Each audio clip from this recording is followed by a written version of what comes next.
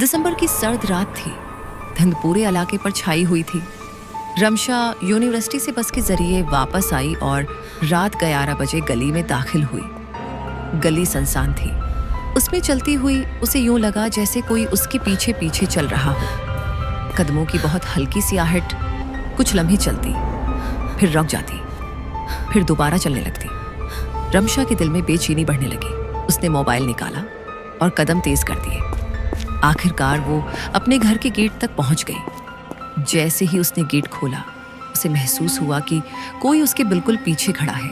उसने पलट कर देखने की कोशिश की मगर हिम्मत न हुई। जल्दी से अंदर दाखिल होकर गेट जोर से बंद किया। धाड़ और कदमों की आहट अचानक खत्म हो गई। रमशा ने खुद को समझाया कि शायद वहम होगा।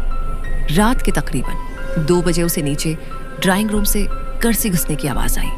उसने सोचा हवा होगी या कोई बल्ली घुस आई होगी, मगर फौरन ही लाउंज की लाइट खुद ब खुद जल उठी। रमशा का दिल शिद्दत से धड़कने लगा। वो धड़कते कदमों से नीचे उतरी।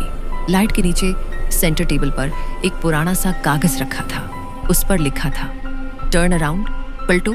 रमशा के जिस्म में सर्द लहर दौड़ गई। घर में मुकम्मल खामोशी थी। सांसों की आवाज भी साफ सुनाई दे रही थी। उसने आहिस्ता आहिस्ता पलटकर देखा और उसके पीछे कोई भी नहीं था। अचानक उसके कान के ऐन पास किसी के बहुत करीब से मध्यम सरगोशी हुई। तुम हमेशा इतनी जल्दी डर जाती हो। रमशा चीख मारकर पीछे हटी, मगर कमरे में कोई नजर न आया।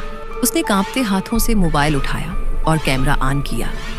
कैमरा उसकी पीठ की तरफ मड़ते ही उसकी स्क्रीन पर एक आदमी साफ नजर आ रहा था। सफेद कपड़ों में आधा जला हुआ चेहरा खड़ा हुआ बिल्कुल उसके पीछे। रमशा ने डरते हुए हकीकत जानने के लिए फौरन पलटकर देखा, लेकिन कमरा खाली था। मोबाइल उसके हाथ से गिर गया। वो तेजी से दरवाजे की तरफ भागी, उसे खोला और गली में कदम रखते ही हकीकत ने उसे साकित कर दिया। टूस्ट गली में पुलिस खड़ी थी और सफेद चादर से ढकी उसकी अपनी लाश जमीन पर पड़ी हुई थी। एक पुलिस ऑफिसर ने अफसोस से कहा, बेचारी, शाम को किसी ने उसी गली में कत्ल कर दिया था। शायद यूनिवर्सिटी से घर आ रही थी। रमशा ने हैरत से अपनी लाश की तरफ देखा। तब उसे समझ आया कि वो अब जिंदा नहीं, वो अपनी ही रूह थी। जो शख्स कैमरे में उसके पीछे नजर आया था, वो कोई कातिल नहीं था।